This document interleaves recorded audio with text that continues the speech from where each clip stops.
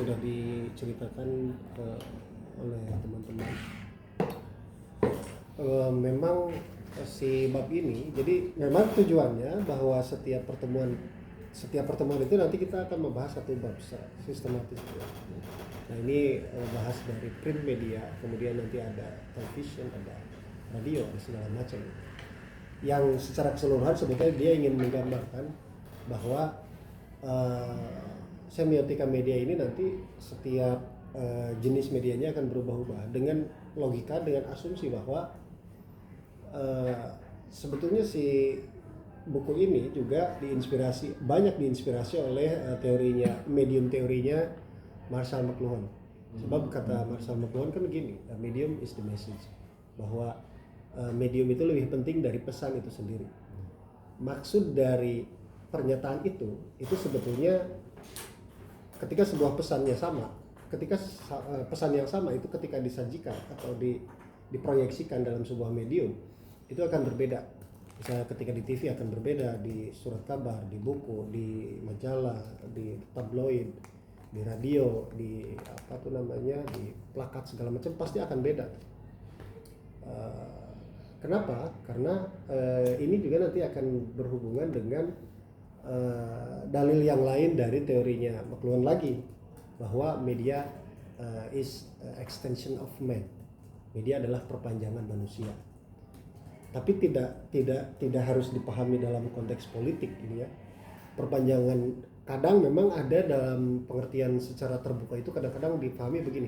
Media is the extension of man itu kadang-kadang dipahami begini, bahwa media itu perpanjangan kepentingan manusia. Sebetulnya makna aslinya bukan begitu.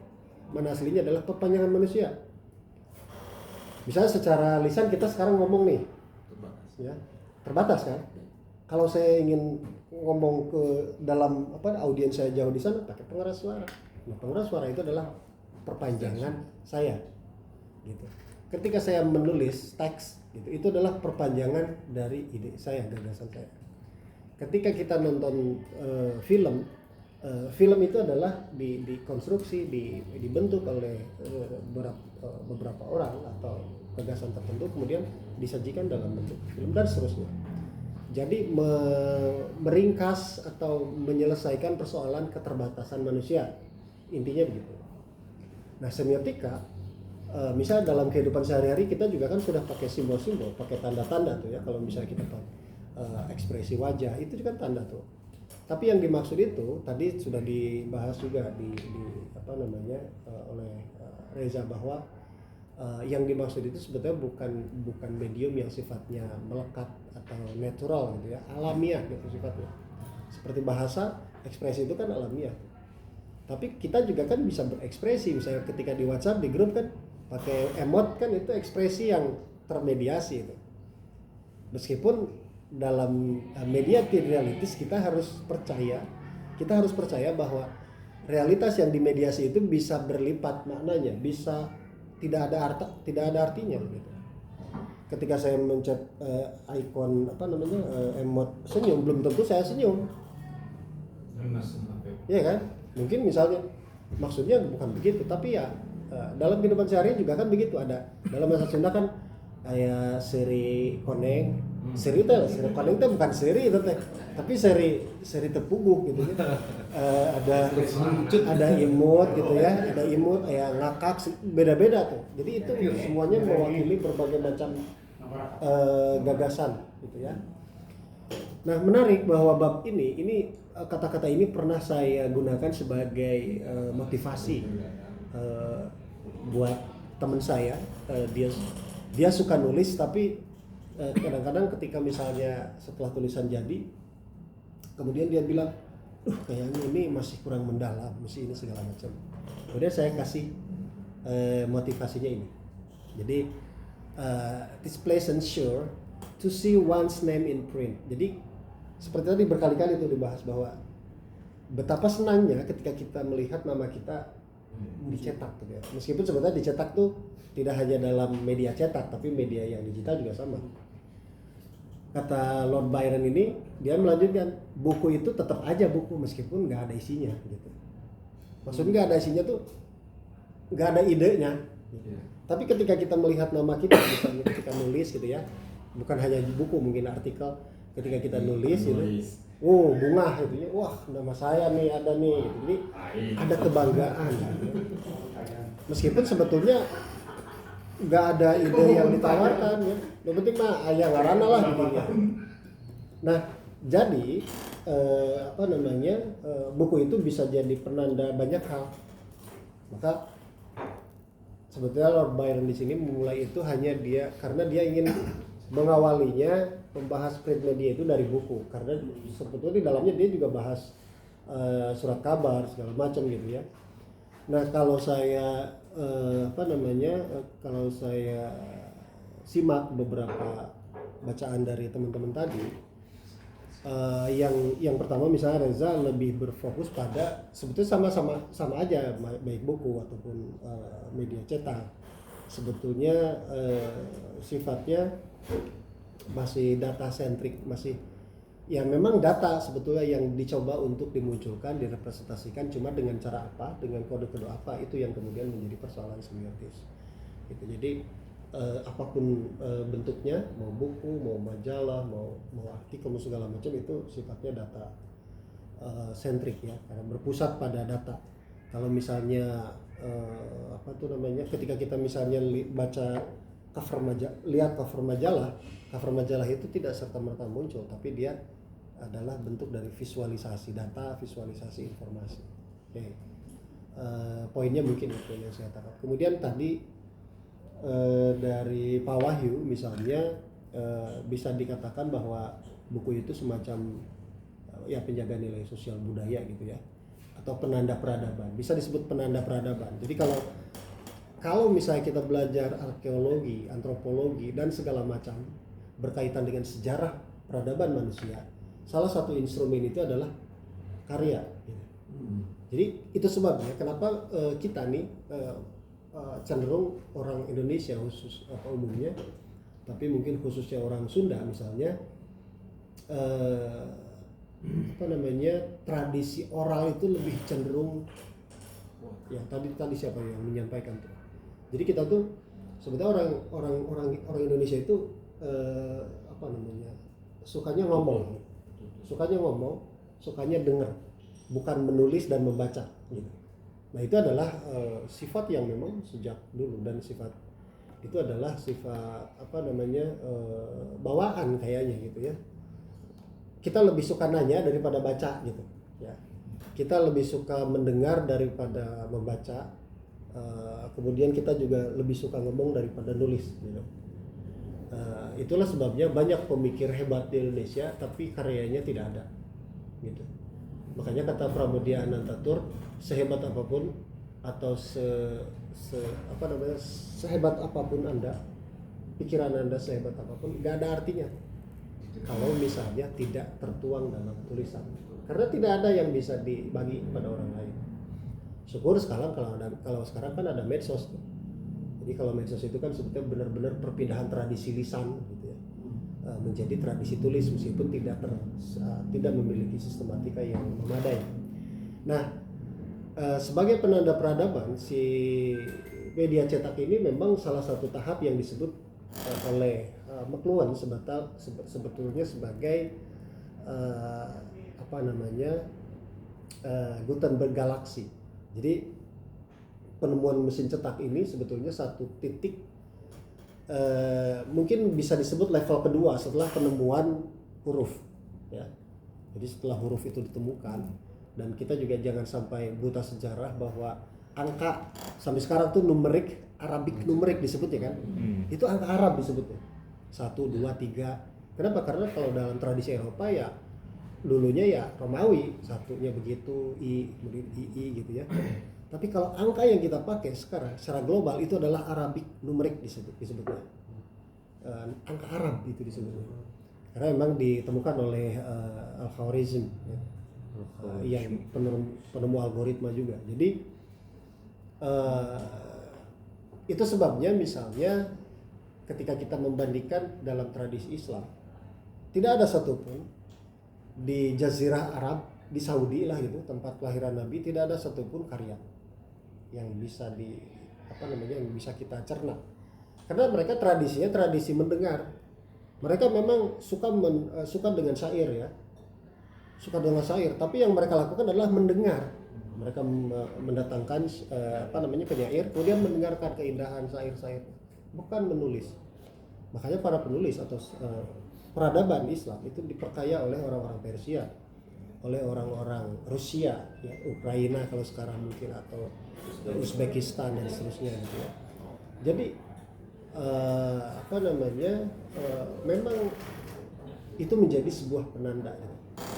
Tulisan, misal di sini ada dalam catatan Ibnu Battuta misalnya, atau misal kita tahu ada eksplorasi orang-orang Eropa ke Amerika itu dari catatan Marco Polo gitu. Dan seterusnya gitu. Catatan Marco Polo, dari Marco Polo kemudian Vasco da Gama melakukan eksplorasi terus seperti itu. Kalau dia tidak baca itu, dia nggak akan berpikir bahwa ada dunia lain di sebelah sana, ada negara, ada daratan lain. Nah, hal-hal seperti itu menjadikan buku atau apapun yang dicetak itu sebagai sesuatu yang memproyeksikan informasi gitu. Jadi ya, sebetulnya ini masih dalam konteks bagaimana media cetak ini menjadi satu instrumen yang bahwa secara keseluruhan dia juga sebagai sebuah penanda gitu, penanda pada seperti tadi misalnya kata Hari misalnya, wah ini kayaknya intelek nih misalnya, sebab begitu masuk kosannya buku semua, padahal jualan sebetulnya. Kan banyak yang begitu. Saya juga dulu sering dianggap intelek karena di kamar saya itu banyak sekali buku. Jadi kamar saya lebih banyak bukunya ketimbang space buat tidur. Waktu saya kuliah S2 itu. Karena sebagian ya karena saking mungkin sempit tempatnya itu satu. Jadi sampai atas gitu. Dan itu berlevel-level, jadi kayak di perpustakaan. Jadi satu lemari, kemudian ini lemarinya, saya tidur di sini, jadi di belakang itu masih ada lemari dan semuanya buku. Enggak, di S2 di sini, waktu S2 di sini. Jadi banyak mahasiswa, teman-teman dari berbagai macam prodi itu datang hanya sekedar bisa mau cari buku lah gitu ya. Gitu. Ada nggak, punya nggak buku ini? Karena memang pada saat itu ada juga teman saya yang dari Malaysia, kemudian dia menitipkan ada ratusan buku. Gitu. Ada ratusan buku. Ya akhirnya mau tidak mau kan kalau lagi bengong ya saya baca gitu ya. Akhirnya ya mungkin nggak semuanya saya baca gitu, tapi ya itu jadinya saya bisa melihat berbagai perspektif karena memang seperti itu. Dan kebetulan orang tua saya juga suka baca. Jadi sejak kelas 3 SD itu saya sudah baca buku bertebal-tebal dari seperti 100 tokoh gitu ya, kayak Michael Hart gitu. Itu saya baca berulang-ulang gitu sejak masih SD gitu. Nah jadi di situ sebetulnya kita bisa melihat bahwa pemetaan orang-orang tuh ya seperti ini segala macam. Meskipun pada saat itu saya mungkin belum ngerti isinya. Oke, kemudian yang kedua siapa tadi? Pak Agung ya, ya betul. Apalagi misalnya dilihat dari penelitian misalnya sebagai ya surat kabar atau media cetak itu adalah pembuat wacana dan itu bukan rahasia gitu. Dan orang bisa bisa mengetahui sesuatu itu dari surat kabar, informasi segala macam. Makanya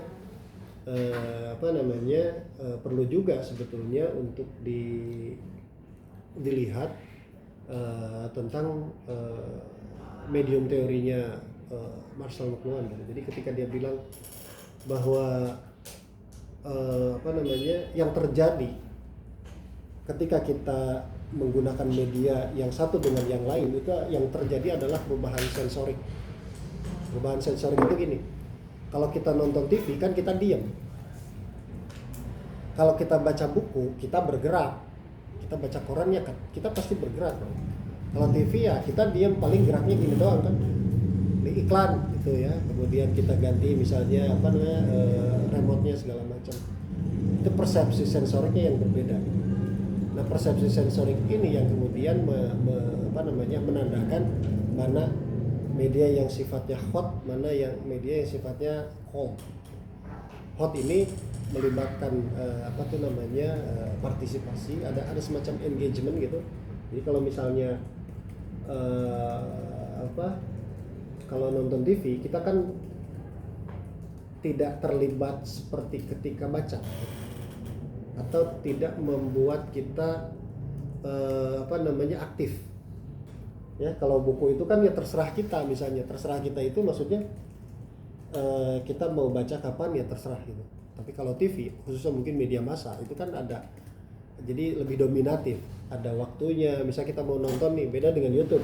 Kalau media massa seperti TV, ada waktunya. Persib jam berapa? Udah jam segitu. Nggak bisa misalnya nanti nontonnya saya mah belakangan. Bisa memang kalau sekarang. Kalau dulu nggak bisa. Kita nunggu siaran ulang. Kalau sekarang YouTube siaran ulangnya banyak, kita nggak ada kekhawatiran. Tapi yang dijelaskan oleh Tuan itu sebetulnya bicara soal persepsi sensorik gitu ya. Nah, Danesi memperkuat itu bahwa persepsi sensorik itu ada kaitannya dengan yang tadi itu, bahwa gagasan hidup atau konteks lingkungan kemanusiaan, lingkungan yang dialami oleh manusia itu kemudian diproyeksikan, ditampilkan, dipresentasikan, kemudian nanti juga dipersepsi oleh orang lain dan seterusnya. Jadi nggak heran kalau misalnya dalam teori komunikasi ada teori framing, ada teori agenda setting, ada teori uses and gratifications, karena memang pemaknaan awalnya dasarnya seperti itu. Nah, selanjutnya tadi misalnya Ridwan ya, itu yang tadi Pak Ridwan dulu ya, yang tadi itu kalau misalnya Pak Agung itu melihat bahwa selalu ada ideologi ya, betul bahwa di dalam tulisan ini dia mengatakan bahwa meskipun mungkin ideologinya tidak tetap gitu ya, kan pasti berubah-ubah gitu. Apakah misalnya jadi gimana ya, media itu kan elastis ya. Dulu misalnya kita bisa dengan mudah mendefinisikan Republika itu media Islam misalnya, karena memang dari mana, dari tokohnya, kemudian dari cara memberitakannya, dari pemilihan headline-nya, kemudian juga secara historis, ada hubungan historis, ada kaitan historis, misalnya kenapa Republika seperti itu. Kemudian Kompas juga dianggap berbeda segala macam. Makanya bagi sebagian orang Kompas itu media yang sekuler gitu ya. Tapi kan memang takdirnya, fitrahnya media kan sekuler sebetulnya. Dia nggak ada urusan dengan apapun sebetulnya gitu, harusnya. Nah, hanya ideologi yang kemudian nanti akan mengarahkan.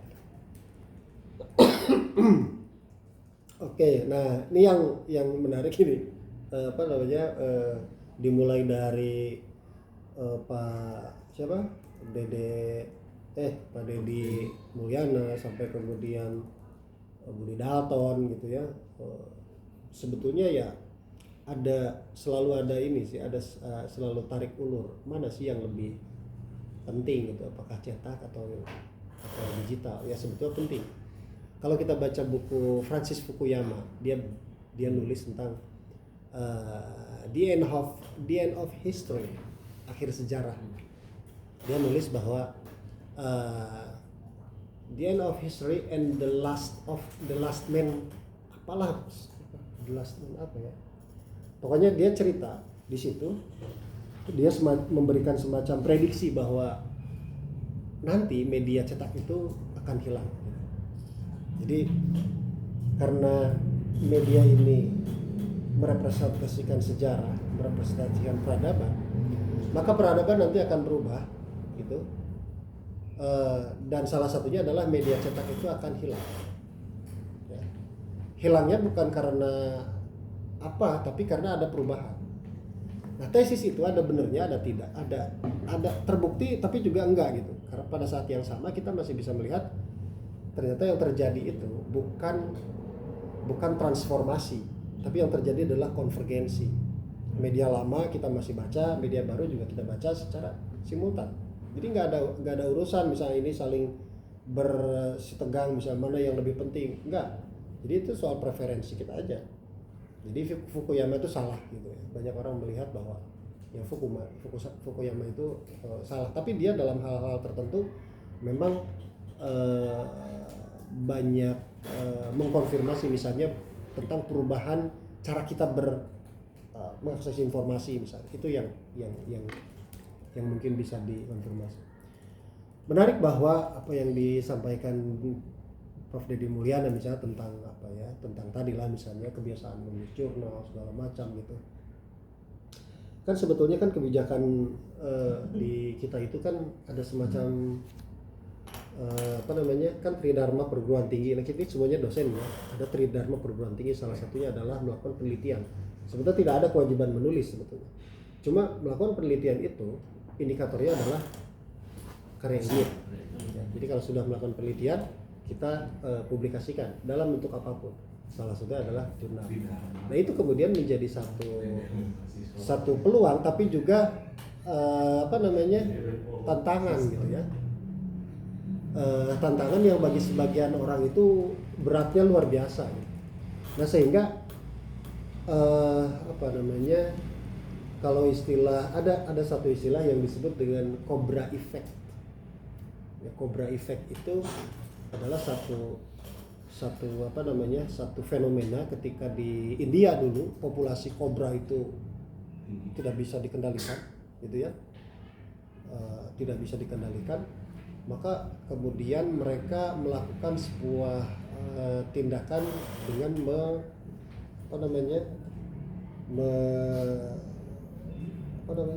mengurangi populasinya dengan melakukan saya lupa lagi. Nah, tapi pada saat yang sama ketika itu jadi hilang dari peredaran gitu, si harganya itu kan jadi naik. Akhirnya kemudian orang-orang banyak melakukan ternak. Jadi kobra itu akhirnya diternak gitu.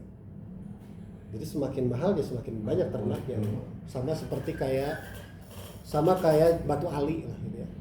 Semakin dicari kan semakin mahal batu akik itu. Atau seperti itulah. Nah, akhirnya yang terjadi adalah kobranya seolah-olah tidak ada.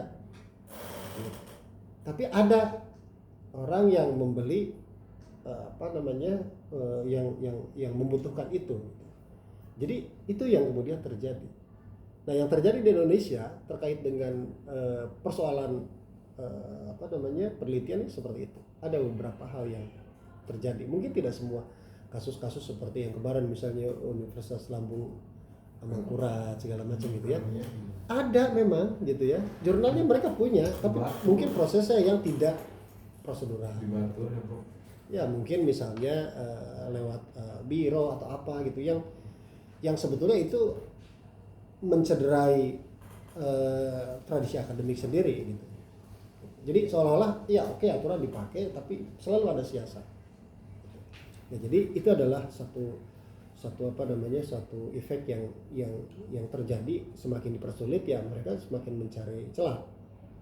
Narkoba juga kan begitu, semakin tinggi hukumannya semakin mahal nanti harganya kan begitu. Jadi efek-efek seperti itu pasti ada.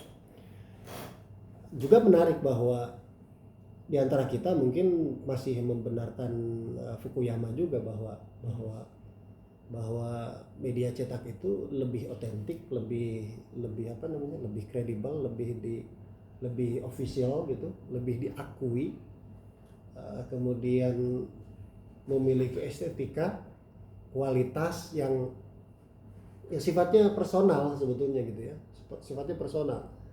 Kalau misalnya saya punya buku, saya keluar negeri, kemudian saya beli buku, kan itu ada sensasinya tuh. Saya beli buku, kemudian buku itu nanti tidak hanya saya baca, tapi dia juga menjadi ada ikatan emosional. Jadi ketika kita baca buku, kita tuh ingat kapan beli buku ini, pasti tuh.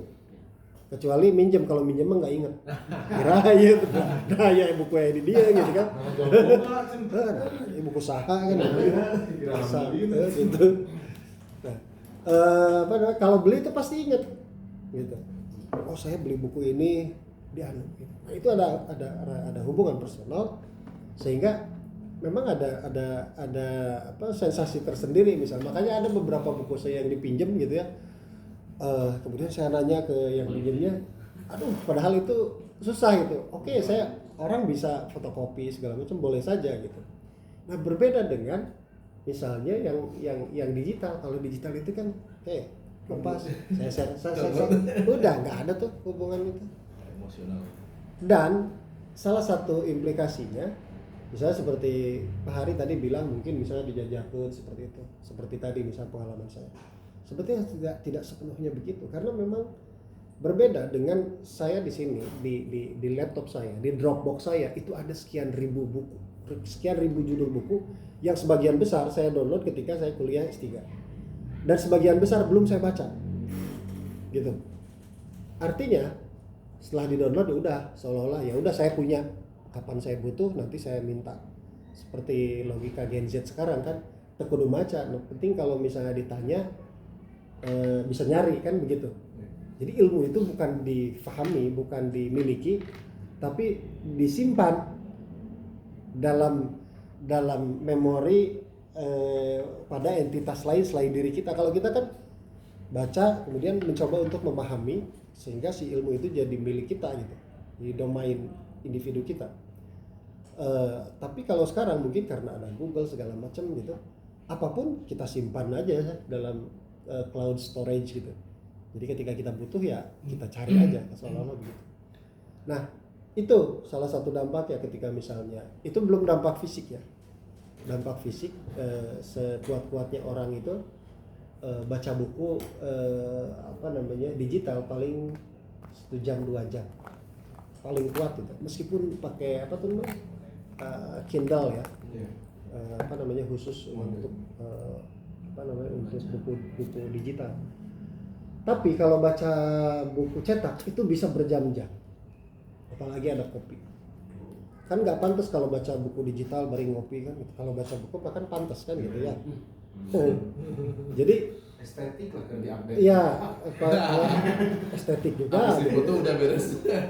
Anak saya kuliah semester 3, dia bisa menyelesaikan satu buku cetak dalam 1 hari, satu malam lah, 300 halaman gitu.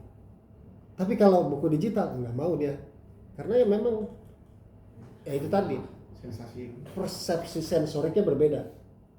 Mungkin cahaya yang dipantulkan. Jadi memang tesis tadi seperti yang disampaikan oleh Tuhan itu ada tuh terbukti gitu ya. Jadi memang ada semacam perilaku yang berbeda ketika kita mengakses ini dan itu gitu ya.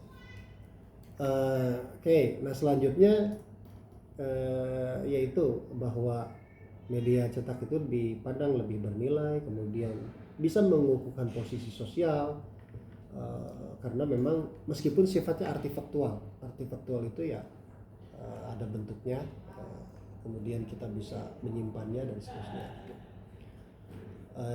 Kalau yang terakhir tadi ya memang ya media cetak apapun itu sifatnya ya dia adalah tempat atau situs di mana tanda-tanda semiotis itu muncul. Jadi tetap harus dipikirkan atau harus dimaknai bahwa apa yang kita baca dalam medium apapun itu adalah sifatnya ya tadi informasi, kemudian data, tapi juga ada beberapa hal tergantung karakteristik media cetaknya gitu. Apakah misalnya informasi, apakah data atau berita atau hiburan segala macam gitu. Ketika kita baca komik juga kan itu sudah diniatkan dengan tujuan. Ketika kita datang ke toko buku, kita mau nyari buku apa, sebetulnya kan itu sudah tindakan secara sengaja gitu. Meskipun ada yang mungkin kadang-kadang ada yang tidak secara disengaja gitu. Seperti misalnya setiap saya ke toko buku gitu, kalau saya nggak punya duit saya nggak akan mampir ke toko buku. Karena kalau saya masuk ke toko buku pasti saya beli satu atau dua gitu. Padahal saya nggak niat gitu. Bagus nih kayaknya nih, pasti beli itu. Makanya saya nggak mau jalan-jalan ke toko buku kalau saya nggak pegang uang gitu. Karena nanti jadi nyiri hati gitu ya. Oke, saya kira mungkin itu beberapa poin, intinya bahwa print media ini uh, gagasan utama dari media semiotics atau semiotika media ini masih berkutat soal pikiran, kemudian manusia dan lingkungannya, tapi kemudian bagaimana hal-hal seperti tadi itu dimediasi. Ya, dimediasi itu kan bukan hanya direkam kemudian ditampilkan, tapi ketika ditampilkan itu nanti akan memunculkan tanda-tanda yang sifatnya semiotis. Mungkin bisa diartikan ini dan itu dan seterusnya.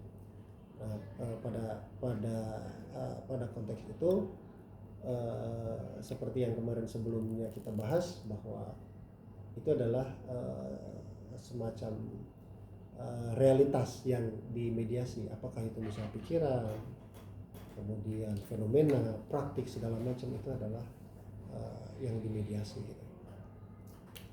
Saya kira mungkin itu ya,